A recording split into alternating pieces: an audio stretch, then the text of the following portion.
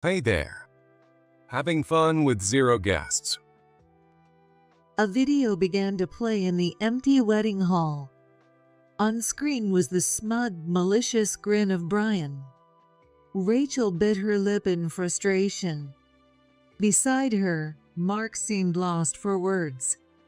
The venue staff looked pale. They clearly hadn't expected this kind of video. What a pathetic woman. Who'd want to go to your wedding? Serves you right. Olivia's face then appeared on screen. It was clear the two of them had conspired together.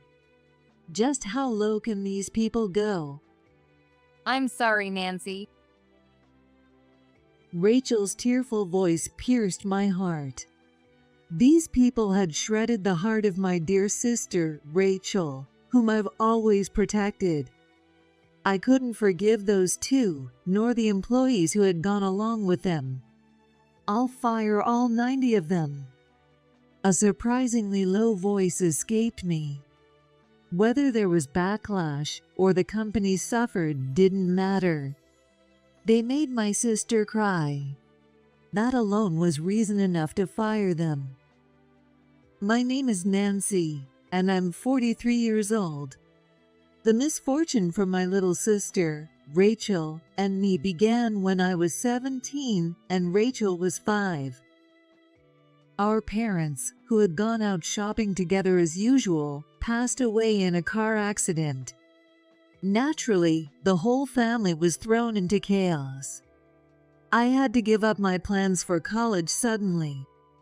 It was my mom's older brother who offered to be our guardian. He ran a small trading company. With his support, I decided to join his business. That's how Rachel and I, who was much younger than me, started living together. I still remember vividly when Rachel entered elementary school a little over a year after our parents' funeral. I was still new at my uncle's company, and we were both first-year students in a way. I'm a first year, and Rachel's a first year too. Let's encourage each other and do our best together. Yeah. Let's do our best so Dad and Mom in heaven won't worry about us. I've been like a mother to Rachel. Sweet and open-hearted, Rachel would come to me with anything, questions about school, issues with friends, and even advice on dating. We've always been very close. I believe it's because we respect each other deeply. A quarter of a century has passed since then, and now Rachel is 31. Unlike me, who dedicated my life to my career, Rachel has found someone special. His name is Mark. They met through their friend, and he's a trustworthy, wonderful man. I've had the chance to meet Mark a few times to see if he's someone who can be trusted to care for Rachel. I'll be honest, I wasn't always a perfect guy. I got into some trouble back in the day. But I've regretted it, learned from it, and I've changed. I promise I'll never make Rachel cry. Mark. Thank you for being honest with me, Mark. Please continue to take care of Rachel. And so, Mark and Rachel became engaged. I vowed to support their happiness wholeheartedly and wished, from the bottom of my heart, for Rachel's joy. One day, I noticed Rachel didn't look happy. She's supposed to be overjoyed with her wedding coming up. What could be wrong?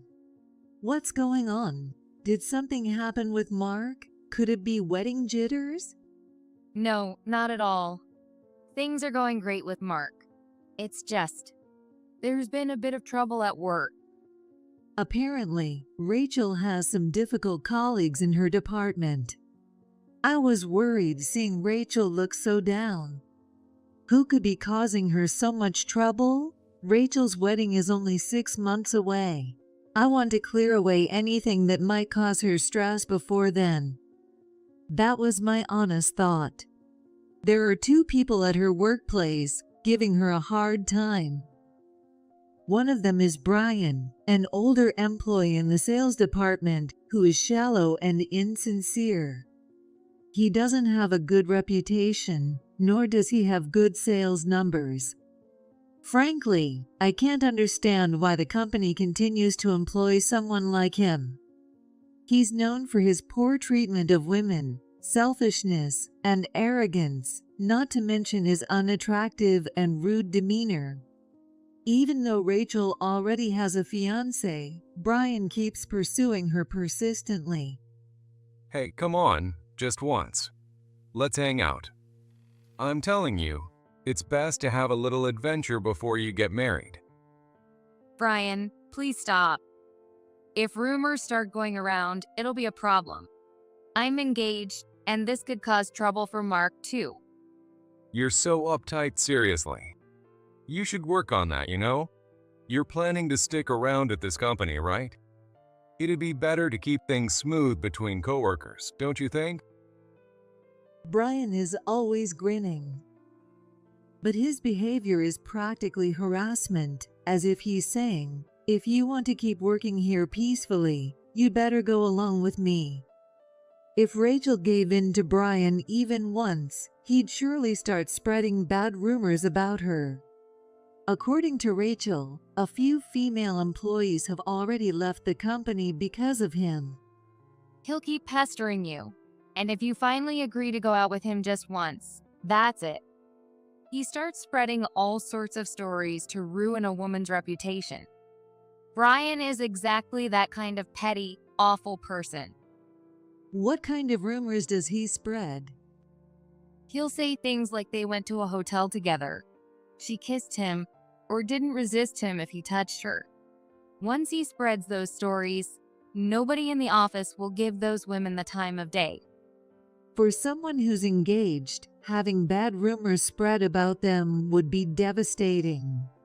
In the worst case, it could even lead to a broken engagement. I know how strong the bond is between Mark and Rachel. But life is unpredictable. It's no wonder Rachel feels troubled by Brian's presence and keeps rejecting him repeatedly. The problem is Brian's extreme persistence. It seems he's particularly taken with Rachel. No matter how many times she turns him down, he keeps approaching her.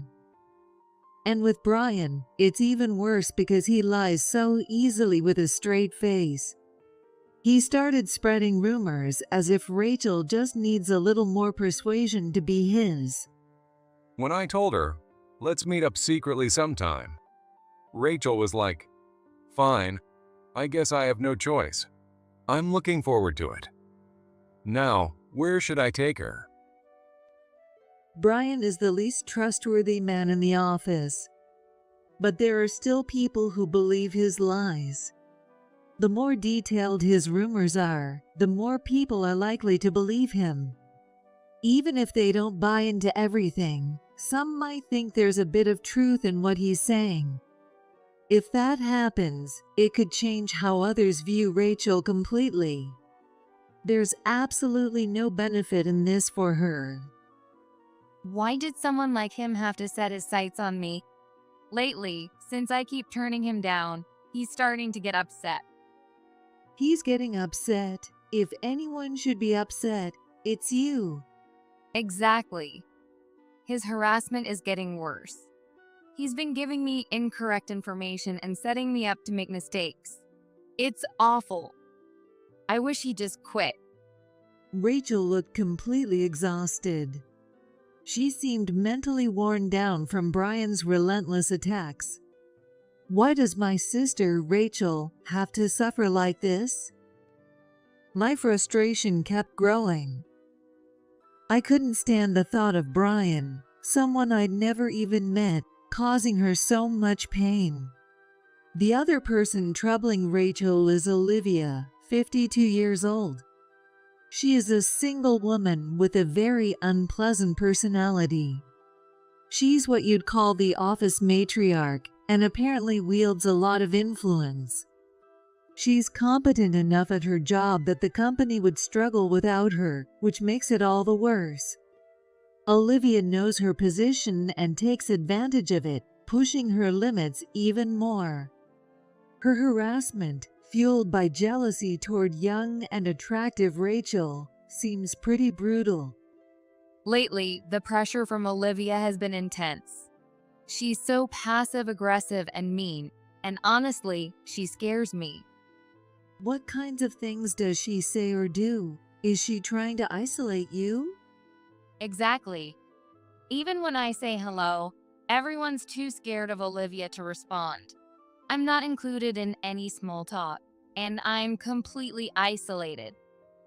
I see. I thought you were getting along well with everyone, but it seems things aren't going smoothly at work, right?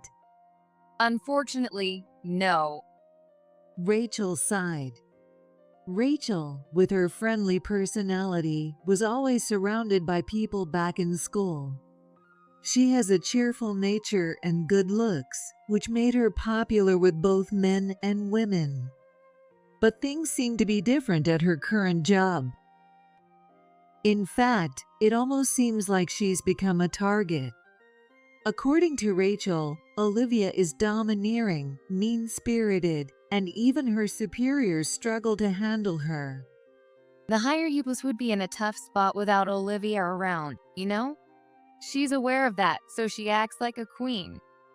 If she doesn't like someone, she'll go all out to exclude and crush them. So right now, you're her target? Exactly. It's a common pattern. As long as one person is the scapegoat, everyone else feels safe. So, no one steps in to help. Rachel's lonely expression shows just how isolated she feels. There's likely no one at work openly supporting her. I think it's time I seriously consider what I can do to help Rachel. One day, Rachel uncharacteristically showed her emotions. She came home from work without even a greeting, mumbling to herself. Seeing her unusually upset face, I wondered what had happened. Brian and Olivia said some really horrible things to me. She said that and then started crying softly. It looked like she had reached her breaking point, unable to hold back her feelings any longer. I made her a warm drink and listened patiently as she shared what happened. Today, Rachel had talked about her upcoming wedding with Mark, planned for 6 months from now, and mentioned it at work. When I told them the wedding is in 6 months and that I'd be taking some time off, Olivia glared at me and said, "For someone who can barely do their job, you sure want to take time off like everyone else." Unbelievable. Who says stuff like that these days? And you work hard, Rachel, don't you? I do, of course. And then Brian butted in, saying, "You should invite 90 colleagues to the wedding." 90 people? Didn't you and Mark agree on a small ceremony? Rachel had already told them she and her fiancé planned to keep the wedding modest, but they wouldn't listen. Instead, they kept pushing the invite 90 people demand, and finally Olivia said, "If you don't listen, I won't approve your vacation time." She shouldn't have the authority to decide that, but who knows what might happen if Rachel crosses her. That night, we reached out to Mark. He didn't mind if there were more guests. Whether it's 90 or 100 people, it's all good. His response was truly reassuring. With Mark's reassurance, Rachel decided to invite 90 colleagues to her wedding. On the wedding day, the large venue was sparsely filled. All of Mark's guests had arrived.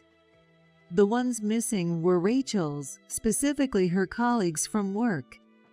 Rachel tried calling her coworkers, but no one was answering. I have a bad feeling about this. Could it be people from my office?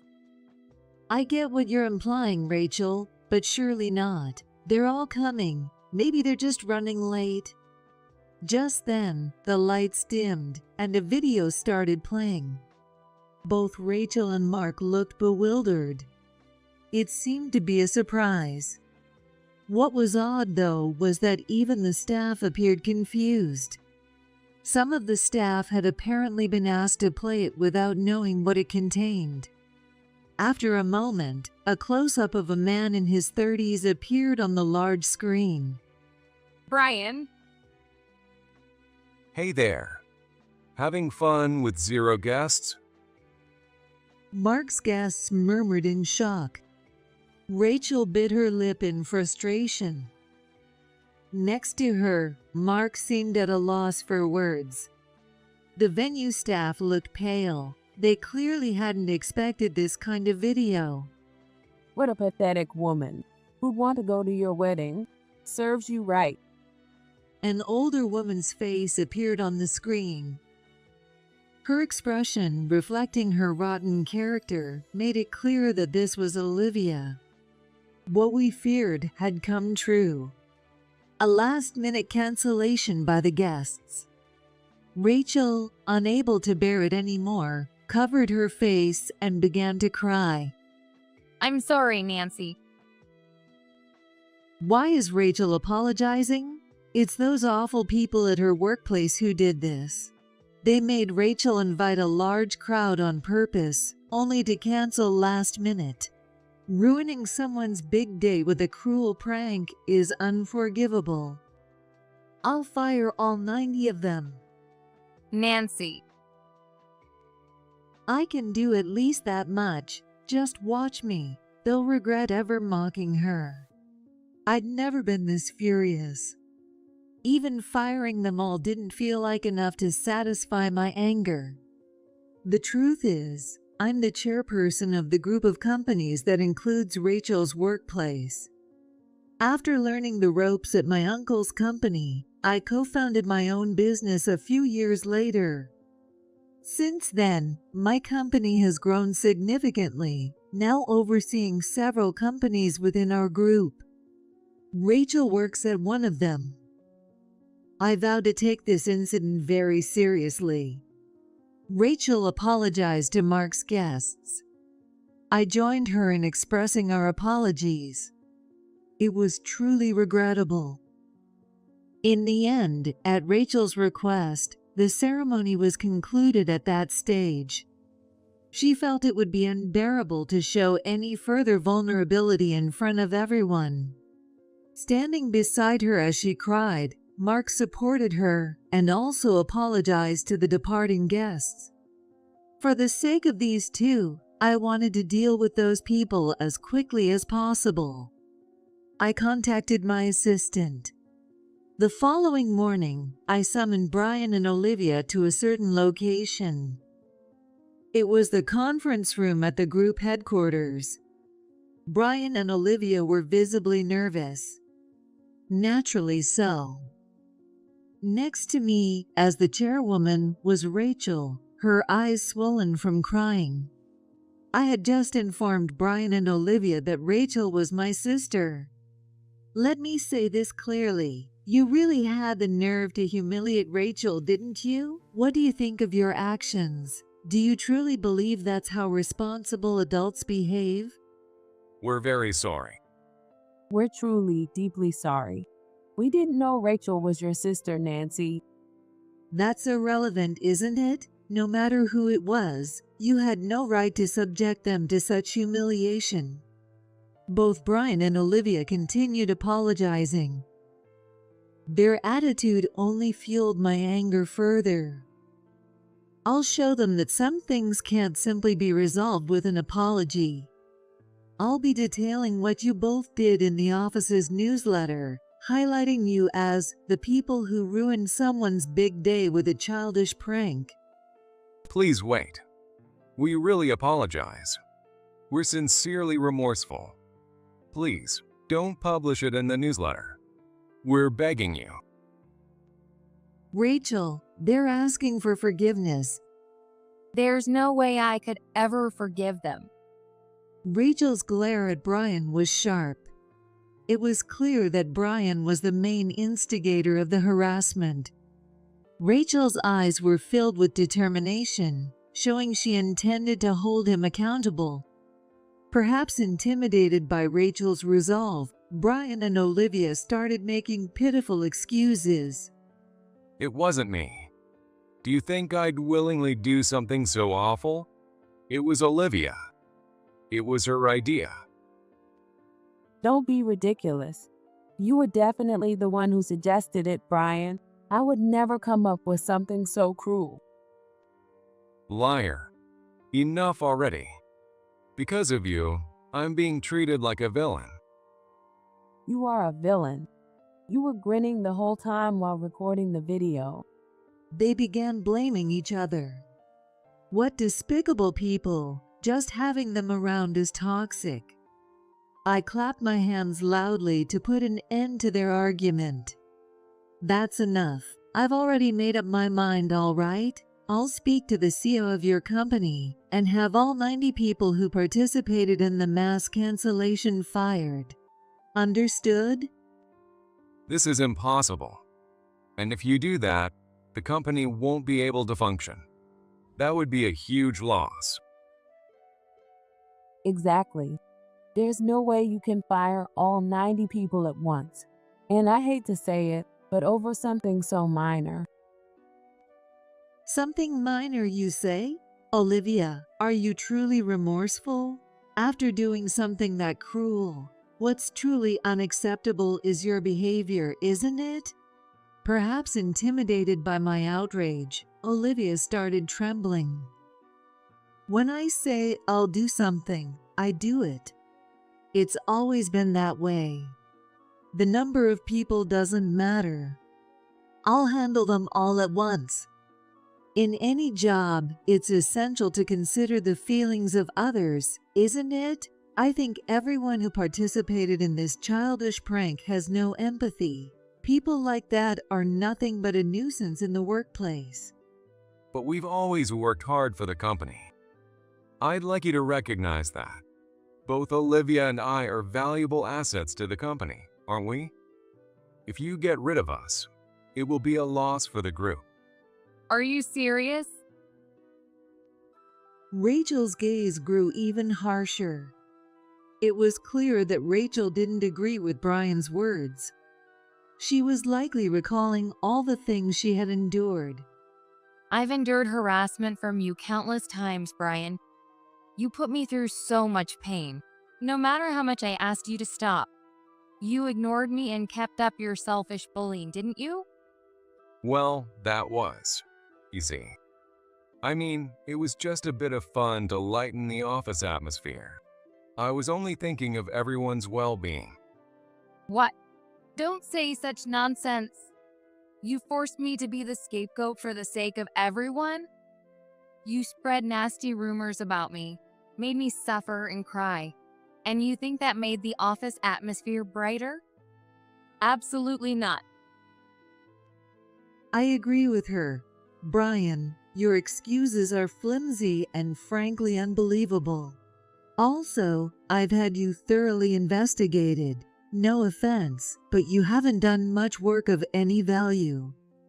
Brian's eyes widened in shock. It was true that I'd conducted an investigation on Brian and Olivia. I had them investigate their positions, contributions, achievements, and more within the company. Of course, I also looked into their personal traits and how they were perceived by others. The results were dismal. Brian, your reputation is terrible. You lie, spread baseless rumors, and target vulnerable people to make them feel miserable. It seems you've brought many employees to tears. No, that's not. Are you saying it's a misunderstanding? That's a lie too, isn't it? You always come up with something on the spot. I can't trust you. Rachel isn't the only one who suffered from your false rumors. Your actions haven't brought any positivity to the office. Rachel had always been tormented by Brian's behavior. And now, there was this recent mass cancellation stunt. It's only natural that she would strongly want him gone. Of course, a wedding is one of the biggest events in a person's life, and Rachel had been looking forward to it immensely. She must have wanted to show her parents in heaven that she was living happily. Brian and Olivia ruined such a special ceremony with a childish prank. There was no way she could forgive them. Rachel's sharp gaze then turned to Olivia. Even Olivia, for once, was left speechless. Perhaps she felt a bit of responsibility for ruining a younger colleague's wedding. Olivia, don't you have any idea how shocking and painful it is to have your wedding ruined? Can you not even imagine that? It's not that I can't imagine it, but Then try picturing it happening to you. How would you feel? Would you be happy about it? Would you be able to laugh it off? Absolutely not. I'm sorry. Now that the ceremony is over, it's too late for apologies. And unfortunately, it had to be cut short. What they did was so cruel and hurtful that it broke her spirit.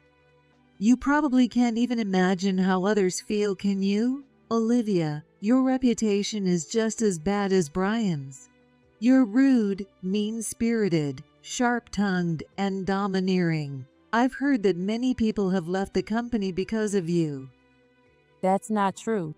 I've always been serious, working hard, doing my job diligently. You probably can't even imagine how others feel, can you? Olivia, your reputation is just as bad as Brian's. You're rude, mean-spirited, sharp-tongued, and domineering. I've heard that many people have left the company because of you. I don't know your true intentions, Olivia, but it seems the employees around you have had a hard time because of you. There have been numerous complaints about you from upper management as well. Employees had made negative comments about Olivia, saying things like, "I wish she'd just leave. I can't stand the sight of her. I don't even want to breathe the same air, and facing her makes me sick." She was resented by many people. It's likely she had done plenty to deserve that resentment. When I say many employees quit because of you, I'm not lying. It's a fact. Since you started working in your current department, the turnover rate has skyrocketed. Turnover rate. Yes, the turnover rate in your department. You're driving people to leave. And now you're extending your influence to push out employees in other departments too. Don't tell me you didn't know. Why don't you admit you enjoy making people suffer?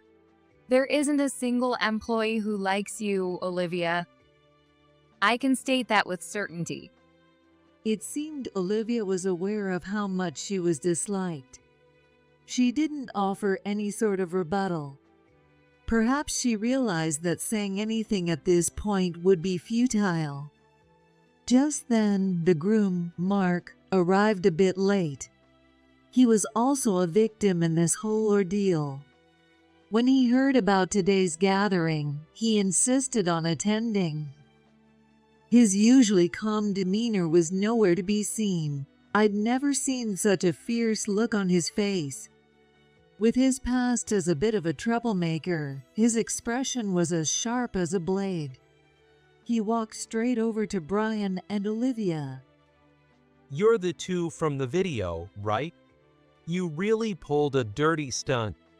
I had several close friends at that venue, and you went and humiliated Rachel in front of them. Close friends. What? Is it strange that I'd have them there? You two were the ones who insisted on 90 guests for Rachel, weren't you? So we made sure to match the numbers. And you went and ruined all that effort. Wait, please, we're sorry. We didn't know anything about that. Brian and Olivia turned pale and started shaking. They had vastly underestimated the situation. Of course, they didn't know Mark's past or that his close friends were at the wedding. They also had no idea what consequences their actions would bring or what it would mean to turn Mark into an enemy. You made Rachel suffer and cry. I'll never forgive you. My friends and I will be on your trail for life. No amount of tears or apologies will save you. Get ready for it. Faced with his terrifying glare and the threat of being hounded by Mark and his friends for life, Brian and Olivia began to tremble even more. From now on, those two probably won't be able to walk outside without feeling uneasy. They're bound to feel in danger more often. They might not even be able to go for a simple walk. But they brought this on themselves. Brian and Olivia made an enemy of someone they absolutely shouldn't have. Well, we're truly sorry. We deeply apologize for ruining your ceremony, so please. Please forgive us. We know we were wrong. We were complete fools. Do you think apologizing is going to make this right? How clueless are you? I told you, you're going to regret this for the rest of your lives. If you're really sorry, don't even think about resisting.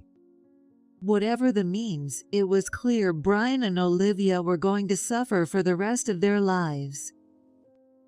Mark's furious voice held enough power to make that unmistakably clear. With tears in their eyes, Brian and Olivia looked down in frustration, biting their lips. But I wasn't about to let it end there. I decided to press them even further.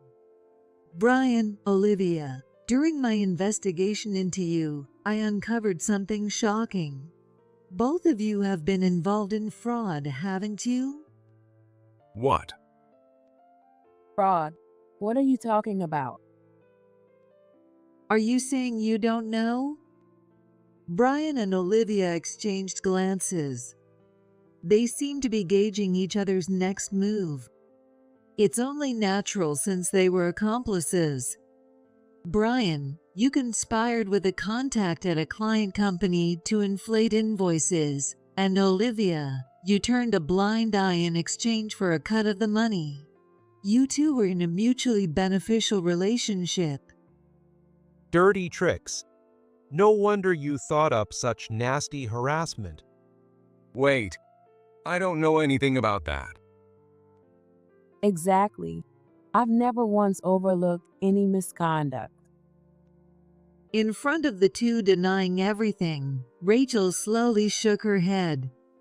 Rachel already knew much about this matter. She knew who was involved in the fraud, how they did it, and how long it had been going on. There's no use trying to deny it. We have multiple testimonies about your misconduct. We conducted a survey with 88 of your coworkers. In fact, we reached out individually to those who didn't attend the wedding and gave them a choice: resign or provide information about the two of you. Everyone was more than willing to share your secrets and rumors. What? So from the beginning, you planned to only fire the two of us? That whole bit about firing 90 people was a lie.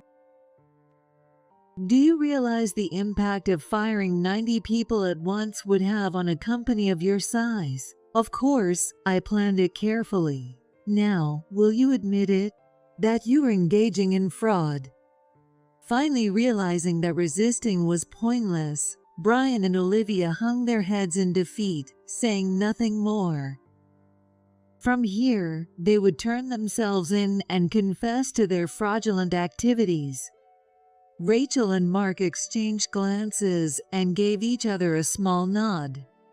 They both looked visibly relieved. Feeling that I had lightened their burden a bit, I too felt a sense of relief. The police investigation was reportedly intense. In addition to the inflated invoices, questioning revealed more misconduct by Brian and Olivia, including fraudulent overtime claims and fake business trips. There was even suspicion that Olivia had actively encouraged Brian's misconduct to get hush money from him. The damage they caused the company was considerable, and strict disciplinary action was deemed necessary. Nancy, did you hear back from the company? They're planning to file a lawsuit against Brian and Olivia for damages. Yes, I got the details. I also received an apology from the executives saying, "We're sorry for the trouble caused." I had some colleagues apologize to me too. They said they were forced to comply because Brian and Olivia were so aggressive, and they felt they couldn't defy them. It's truly awful, but it's a relief for the group's company to finally be rid of people like that. Naturally, Brian and Olivia were fired. The damages claim against the two of them amounts to nearly $100,000. It revealed just how much they had been exploiting their positions for personal gain. Now that everything was exposed, it was their turn to pay for their actions. I hope they'll deeply reflect on what they've done and live the rest of their lives in regret. Later, Rachel, Mark, and I occasionally spotted Brian and Olivia around town. Both of them had lifeless expressions, moving with the look and gait of zombies. To pay off the damages, Brian and Olivia had taken on considerable debt. It seemed they were now working under a grueling schedule to manage the repayments. I'd never want to end up like that. We nodded in agreement. Rachel and Mark held a new wedding ceremony after everything was finally resolved. The employees organized a collection to apologize and raised funds for the event. Naturally, I joined in as well. It was a modest but beautiful ceremony, filled with love. I never thought we'd be celebrated like this. I feel so happy, almost to my own surprise. Me too. Everyone here is truly wonderful. I felt the same way as Mark. Most of Rachel's coworkers were genuinely good people. They had simply been forced to follow Brian and Olivia's lead. Individually, they were kind, dependable, and reliable at work. Now that they knew Rachel was my sister, no one treated her coldly. In fact, even people who hadn't interacted with her much before began to approach her. I found it amusing, but it was understandable. I didn't want people to treat me differently because of my connection to Nancy, so I kept it quiet. But I guess it couldn't be helped. Rachel's expression was bright as she spoke. The shadows that once clouded her had vanished entirely. Seeing her smile more often than ever was, to me, more precious than even her marriage. I'm sure that, from now on, I'll continue to support Rachel for the sake of her smile. I have no doubt that our parents in heaven are cheering me on as well. That thought alone is enough to make me feel truly happy.